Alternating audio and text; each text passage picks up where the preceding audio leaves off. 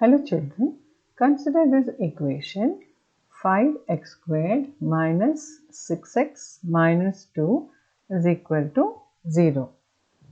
Now let us try to solve this or factorize this equation using completing the squares method. The only difference between the equation given to us now and the previous equations are that this coefficient of x squared is no more 1. Here it is 5. The last two examples we saw the coefficient of x squared as 1. Let's just proceed by dividing the equation throughout by 5 in order to make the coefficient of x squared 1. So you divide this by 5, the second term by 5, this by 5 and 0 by 5. 0 by 5 of course gives you 0. So now we have a new equation as x squared, the coefficient is once again 1 minus 6 by 5x minus 2 by 5 is equal to 0. Obviously, this is not a perfect square, so we are going to manipulate it and make it a perfect square.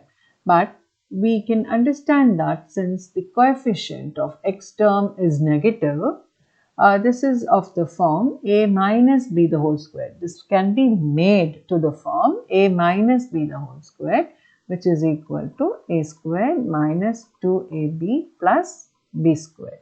So this would be our 2ab term. We can even now shift this minus 2 by 5 to the right hand side of the equation so that it doesn't disturb us much. So just add 2 by 5 to both sides. So our equation now becomes x squared minus 6 by 5x is equal to 2 by 5. And what is our b term? Let's find the b term. We saw that 2ab minus 6 by 5 stands for minus 2ab. So we know that a is equal to x. So of course there was an x here, but we need not write it because x is equal to a. So both are the same. So b is now equal to minus 6 by 5 divided by minus 2, which is 1 by minus 2, or b is equal to 3 by 5. So just add a 3 by 5 b squared to this equation plus b squared to make it a perfect square. But just by adding b squared you are going to alter the equation. So let's add this to both sides of the equation. This side also, the right hand side also, let me add 3 by 5 the whole square, right?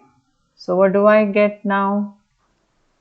The first part, the LHS, stands for x minus 3 by 5 the whole square, because on expanding this x minus 3 by 5 into x minus 3 by 5, if you multiply you would be getting x squared minus 6 by 5x plus 3 by 5 the whole square. Now let's see what happens to our right hand side of the equation. It's 2 by 5 plus 9 by 25, right? So we'll have to simplify the right hand side of the equation a little to make it into a single constant term. In order to do that, let's multiply 2 by 5 on both numerator and denominator. You get 10 by 25. So 10 by 25 plus 9 by 25 gives you 19 by 25. On the left hand side we have x minus 3 by 5 the whole squared. So go ahead and find the roots of this equation by taking square roots on both sides and solving for x.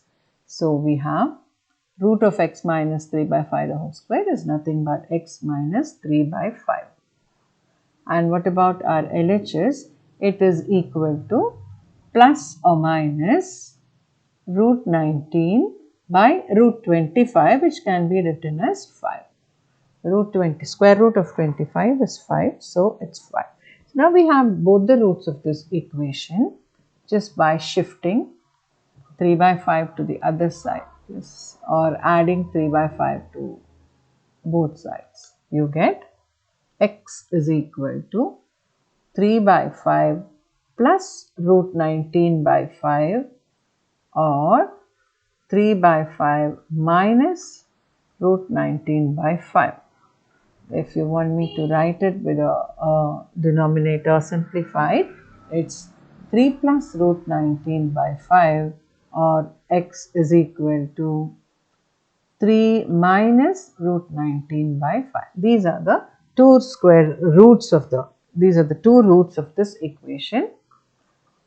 5x squared minus 6x minus 2. This could not have been factored. We could not have found the factors. We could see what are the terms which are involved. We have a square root term.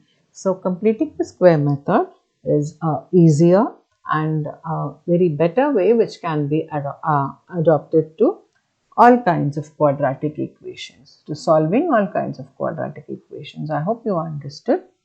Thank you.